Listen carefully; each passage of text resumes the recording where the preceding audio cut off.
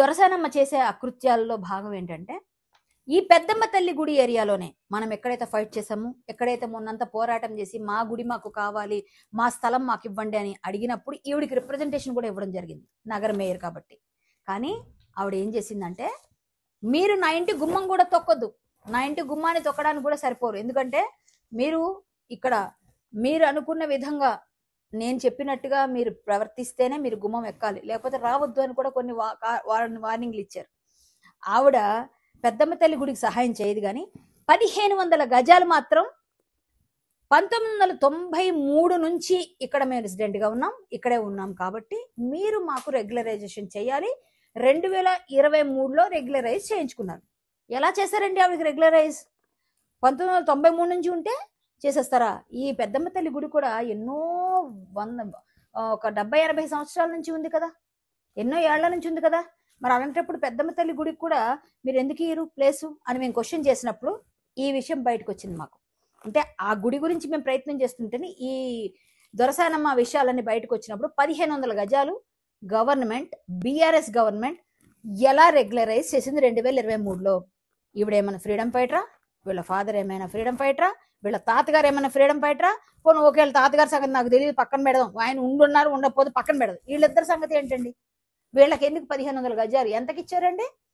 గజం 350 రూపాయలు. ఇక్కడ చూస్తే 350 రూపాయలు ఉంది ఈ డాక్యుమెంట్లో.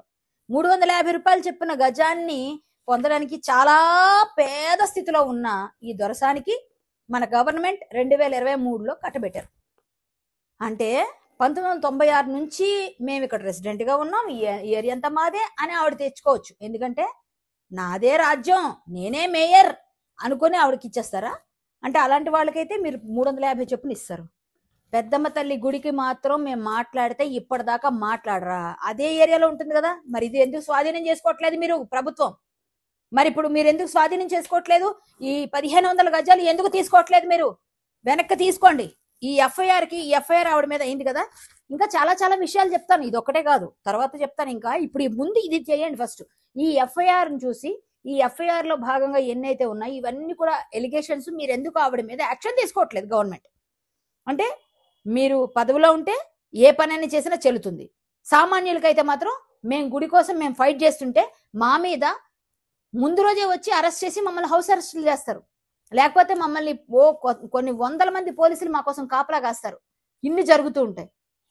ఈ మేయర్తో మాత్రం మీరు మాట్లాడి గట్టిగా వెనక్కి తీసుకోలేరా? ఇంత పేద మేయర్.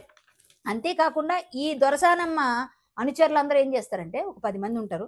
ఆ 10 మంది కూడా అక్కడ చిన్న చిన్న చిరు వ్యాపారులు అందరూ వచ్చి వారం శనివారం సంత నిర్వహించుకుంటుంటే ప్రతి ఒక్కరి దగ్గర 100 రూపాయలు కలెక్షన్, ఒక 40-40 వేలు కలెక్షన్ వారానికి. ఈవిడ పైన సరిపోదా శనివారం అనే విధంగా చాలా చాలా ట్యాగ్ లైన్లు పెట్టి పేపర్లలో కూడా పడినా కూడా మనం పట్టించుకోలే. ఆవిడ గురించి పేద కుటుంబీకులు కేకే వారసులు అని రాశారు. మీకు అర్థమైంది కాబట్టి చెప్తున్నా ఎవరన్నది. మరి అప్పుడు కూడా పట్టించుకోలే. అంటే ఇవన్నీ పేపర్లో వచ్చినా, టీవీలో వచ్చినా, మన జర్నలిస్ట్ సోదరులు పెట్టినా, ఈవిడ 350 రూపాయలకి ఇంత గట్టిగా ఈవిడ చేస్తున్న ఈ దంద 350 రూపాయలు చెప్పిన 1500 గజాలు తీసుకున్నారు. ఏమండి మా గుడికి మీరు ఇవ్వడానికి మాత్రం మీకు ఇబ్బందిగా ఉందా? 2 లక్షల రూపాయలు 2 లక్షల రూపాయలు గజానికి ఇస్తేనే మాట్లాడండి అన్న తహసీల్దార్. ఏమ్మా తహసీల్దార్ గారు, దీనికి సమాధానం ఏంటి? రిజిస్టర్ ఆఫీస్ నుంచి ఈసీ కూడా తెచ్చి మాట్లాడుతున్నాను నేను. ఈసీ కూడా సెండ్ చేస్తాను నేను పేపర్ వాళ్ళకి, మీడియా వాళ్ళకి. ఈసీ నా దగ్గర ఉంది ఇప్పుడు.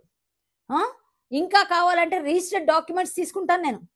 ఎందుకు మీరు ఇట్లా చేస్తున్నారు అంటే, మేయర్ని అయితే అడిగే అవకాశం లేదా? మీకు హక్కు లేదా? సామాన్యుల మీద మీ ప్రతాపం చూపిస్తారా?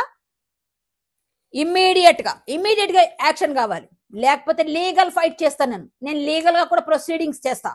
మీరు ఇమ్మీడియట్ గా ఆవిడ మీద జరిగిన ఈ జయమ్మ అనే ఎన్ఆర్ఐ వేసిన ఎఫ్ఐఆర్ పైన, అలాగే ఈ 350 రూపాయల గజం పైన మీరు చేసినది కూడా ఇమ్మీడియట్ గా యాక్షన్ తీసుకోకపోతే లీగల్ ఫైట్ చేస్తాను. కరాటే కళ్యాణి ఎప్పుడు నిజం వైపే నిలబడుతుంది.